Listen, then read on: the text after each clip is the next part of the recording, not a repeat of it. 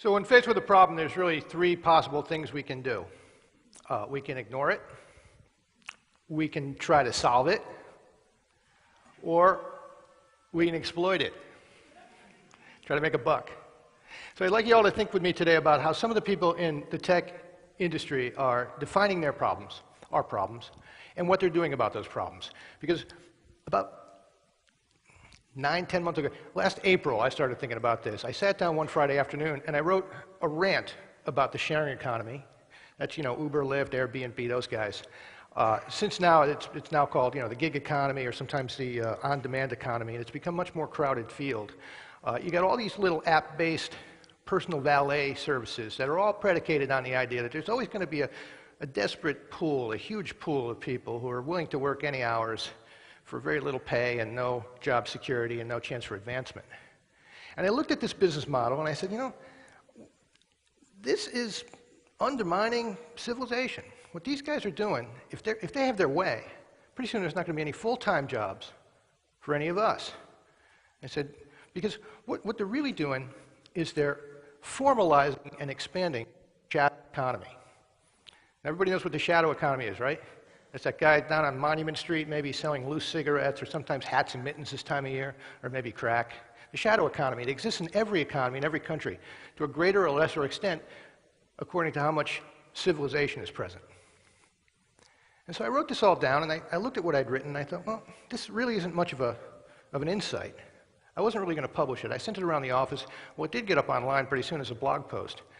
And then it got 60,000 reads in a couple of days. Got about 20 times the usual traffic that a blog post at City Paper gets. So it hit a nerve. And the tech sites picked it up, Slashdot bounced it. Anyway, then something weird happened. People disagreed with me. I know.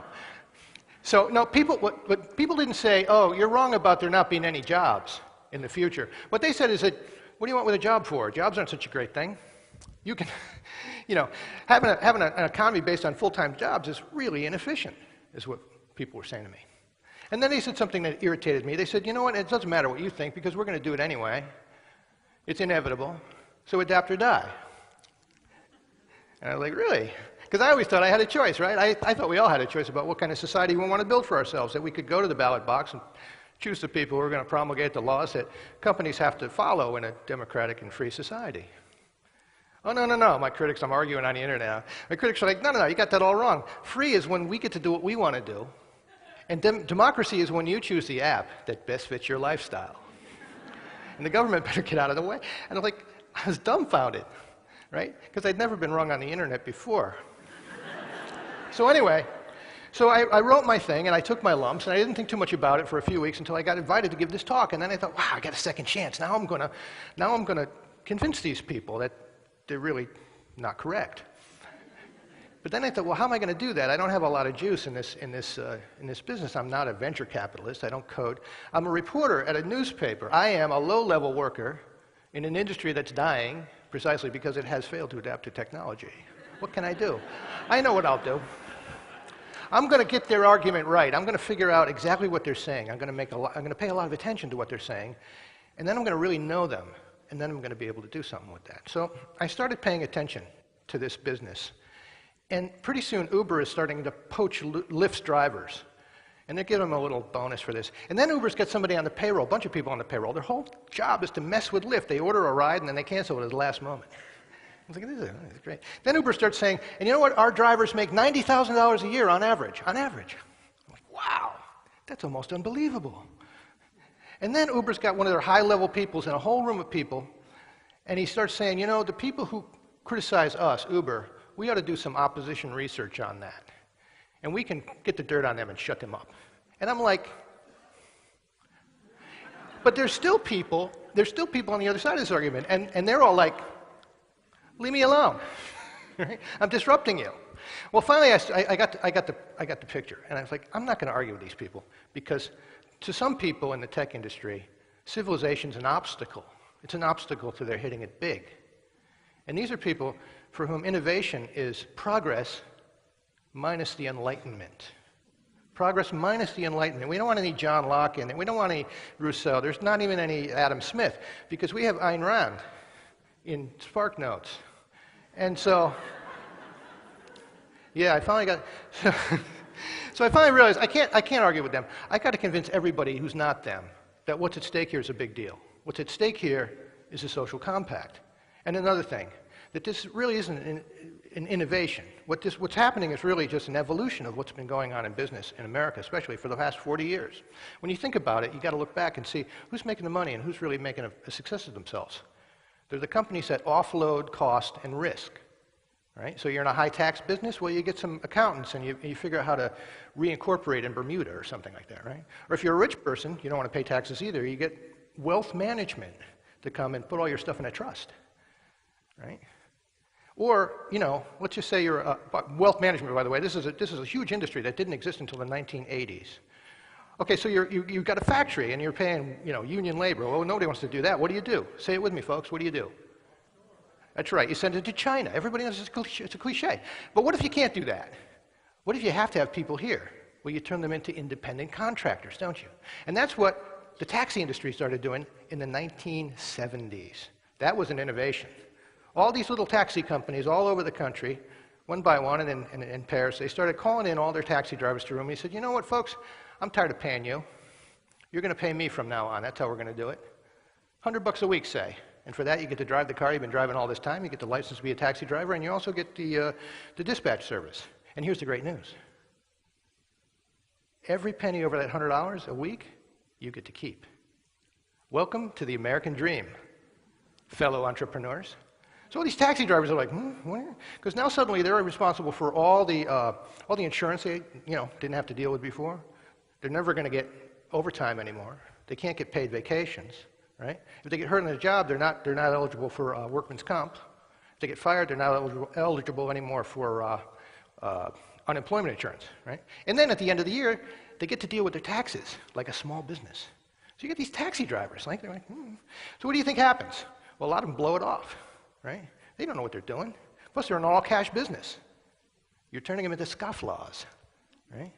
Oh, but also, they're not making much cash. Why not? You might ask. Because that $100 a week has nothing to do with what it costs to keep a car running. It has everything to do with what the taxi company owners knew it would take those guys and women 40 hours a week to make. By the mid-1990s in Central Florida, taxi drivers were paying $500 and up to rent their vehicles, and they were clearing about $25,000 a year on average. And I know this because one of the drivers called me up one day.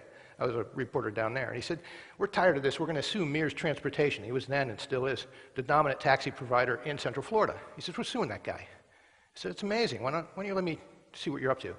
They spent a few weeks and checked out their numbers, and they were telling the truth. They were making $6 an hour, working 70 to 80 hours a week for 52 weeks a year. So I called up Paul Mears, and I went to his office, and I said, Mr. Mears, you guys making $6 an hour. What do you say to that? And the guy leans back in his chair, and he says, oh, those guys, they're crying poor mouth. You want to know why? Because they don't like to pay their taxes. Now, at the time, Paul Mears had a 50-foot yacht called Off Duty. Just for fun, a few weeks ago, I checked him out. I wanted to see how he's doing. Turns out now he's got a 78-foot yacht called Off Duty. And look at this. I don't know if you can see that. It's owned by a trust. You know why? Wealth management, my friends, because nobody likes to pay taxes. What are taxes, by the way? Taxes are the price we pay for civilization. Okay, so fast forward. 2010, you're in San Francisco. All these kids, young people, are trying to make a living in coding and stuff like this. A lot of them don't have cars. Taxis are horrible. None of them want to drive us such short distances. They won't come. When they do come, they're surly. The drivers have a bad attitude. Right? The cabs stink. They actually smell inside. You get in the back seat, it's all hammocked up. It's horrible. Taxis suck. Why? All these problems with the taxi industry can be laid at the feet of the 1978 innovation that turned them all into 70-hour, 80-hour-a-week hustlers. Okay? But this is a regulated industry. How could this happen? Oh, well, maybe the taxi companies own the industry. Maybe they own the regulators. This is not a secret either, right? Uber, Lyft, all these guys are talking about how we're against the taxi monopolists. We're going to beat those guys. Well, okay, good. Let's see what you guys are doing. You know the problem. Are you ignoring it, solving it, or exploiting it? Look at the difference in the business model. Taxis, regulated fare. Uber, we have an algorithm. We're going to charge you what we think we can get away with. Okay, score one for them. Taxis, you're paying to drive the car, maybe rent the medallion. Uber, Lyft, they're like, everybody should drive for us. You should all drive for us. Uber's like, they make $90,000 a year. Why wouldn't you? Taxis are a regulated business. The main regulation is they limit the number of cars out on the street. And here's the crazy thing. They do it on this crazy theory that if there's too many people out there trying to collect fares, there won't be enough fares for anybody to eat. Uber, Lyft, anybody should drive for us. I talked to the co-founder of Lyft. He says, everybody should drive for us. I said, his name is John Zimmer. I said, John, if everybody's driving for you, how's anybody going to make a living? He says, oh, they're doing other things. They might be teachers, they're bartenders, something like that. I said, really? In other words, my business model has nothing to do with my workers making a living. The other thing he said that hadn't got enough attention, I think, John Zimmer, co-founder of Lyft, these are the good guys, they're getting beat up. He says, Lyft was inspired by what the other co-founder found in Zimbabwe. This guy was out in the hinterlands of Zimbabwe. People are walking down the street with dollar bills, with money in their hands. Anybody with a vehicle might stop and pick them up. He's looking at the shadow economy in a developing nation. And he says, oh, that's so social. We should uproot that, make that the way we do things in America. Any place you've traveled outside of, the major countries, you're going to find this thing. This one's the chicken bus. This is in Laos, I think. Looks pretty safe, right? That's the model, the third world. Okay? And by the way, it's illegal in Zimbabwe, too. In Harare, they have regular cabs. But this is not those. This is the illegal guys, right? Zimbabwe has a per capita income of $130 a year. What do you suppose happens when, oh, by the way, that means nobody really much pays taxes, that means the government's corrupt, et cetera, et cetera. What do you think happens when they don't pay the bribes that the cops demand in order for them to keep running illegally? Social. Okay, so imagine this. What if the burden of proof were reversed? What if it wasn't up to me to stand up here and make the case for why, the developing world's system isn't the thing we should graft onto America and make our future? What if instead it was the shadow economy people, they had to stand up here and make the positive case for why the developing world's social, political, economic system was the thing America ought to shoot for? 3 things you can do with a problem, right? You can ignore it, you can try to solve it, you can exploit it. Try to make a buck. So I want everybody to ask yourself, what are the sharing economy people choosing? And what are you going to do about it?